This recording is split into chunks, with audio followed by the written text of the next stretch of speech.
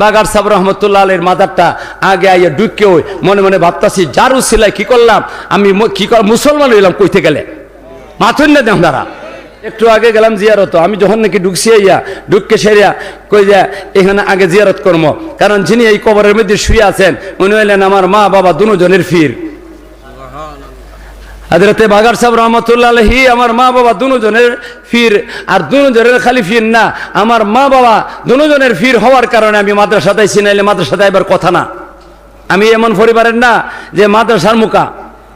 আমি এই জাতের না এই পরিবারের না আমার পরিবারটা অন্য মুখা ছিল এখন সব এই মুখা এখন সব এদিকে আছেন কিন্তু এই সময় আমরা এমন ছিলাম না আমি মাদ্রাসাতে আসার কথা না আমার মার বাবা যদি বাগার সাহেব রহমতুল্লাহ আলাইহির কাছে মুরিদ না হইতেন তাহলে আমি এদিকে আসতাম না আমার মার বাবারে জিজ্ঞাসা করছেন তোমার ছেলে কয়টা বাগার সাহেব আমার ছেলে 60টা এরা কি করে সব স্কুলে পড়ে এই লাইনের তো সব মানে একটা মাদ্রাসাত একটা মাদ্রাসা দাও আমরা চার ভাই চারি বড়ি কেনা খারা বাগার সাহেব খাইতেছেন আর কফ করতেছেন আমরা 4 জন দাঁড়াই রয়েছি একটা ছেলে দাও বাগার সাহেব রহমতুল্লাহ আলাইহি আমার বাবাই কইতাছেন যে কোন ছেলেটা দিব তে আমার ভাই চাইছেন মানে এ বড় না ছোট একবারে ছোট ছোটটা দাও বাগার সাহেব পছন্দ করছেন ছোটটা বড়টা একটু ক্লাস এরা উপরে ক্লাস উঠে গেছে গিয়া যার কারণে আনতে উনিও মনে করছেন এরা আইতে কিছু অসুবিধা হইব তে ছোটটা এটা প্রাইমারিতে পড়ে আমি সময় প্রাইমারিতে পড়ি 4র্থ শ্রেণী না 5ম শ্রেণীতে পড়ি আল্লাহ কোন এরা দিয়া দাও ওর সাথে সাথে বাবা কি করছেন রাজি হয়ে গেছেন গিয়া আমার মাও রাজি হয়ে গেছেন গিয়া যদি বাগার সাহেব কইতেন না তে হয়তো আমি এদিকে আসতে অসুবিধা হইতো মা ঠিক না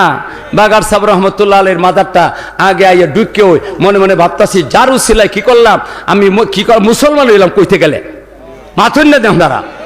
ওনারে আগে কি করবো দেখা করবো ওনার সাথে আগে সাক্ষাৎ করবো জিয়ারত করছি জিয়ারত করে সেরিয়া আমি যেটা পড়বার পড়ছি আর তো কিচ্ছু করছি না যা কইবার কইছি দোয়াও করবার যদি মনে মনে দোয়া করছি হাতও তুলছি না কিচ্ছুই করছি না আর একজন আরো 2-3 জন লোক এখানে আছেন একজনে দেখি আল্লাহ ফাঁকার মধ্যে রেতা করে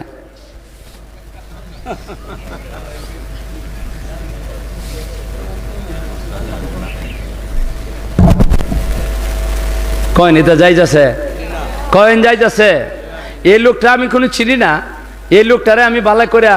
দেখছিও না মনে হয় জীবনে কোনোদিন আজকেও কোনো ভালো করে দেখছি না খালি হে যে কীর্তিটা করছে খালি এটাই দেখছি এখানে থেকে থাকলে আমি নামও কইতাম পারতাম না তারে জিজ্ঞাসা করানোর দরকার নাই আমি শুনাইতেছি এই কারণে যদি লোকটা থেকে থাকে সে যেন এটা ছাইরা দেয় আর তার মতো যদি আরো কেউ থেকে দেখে এমন করে হেরাও যেন ছাইরা দেয় এগুলা করণ ঠিক না ওলামায়ে কেরাম আছেন মুফতিয়ানে আজম আছেন কেন ওনাদেরকে জিজ্ঞাসা করে দেন আমি যা বলছি তা ঠিক আমার সামনে আরেক হুজুর আছেন মুরব্বী হুজুর আল্লাহ এনে আমার এক পর্যায়ে আমার ভাই একদিকে চাইলে আমার ভাই আমার বড় ভাই সাহেব এই বড় ভাই সাহেবরে আপনারা জিজ্ঞাসা করে দেখেন আমি যেটা বলছি এটা সত্য কয়েন এটা যাইতেছে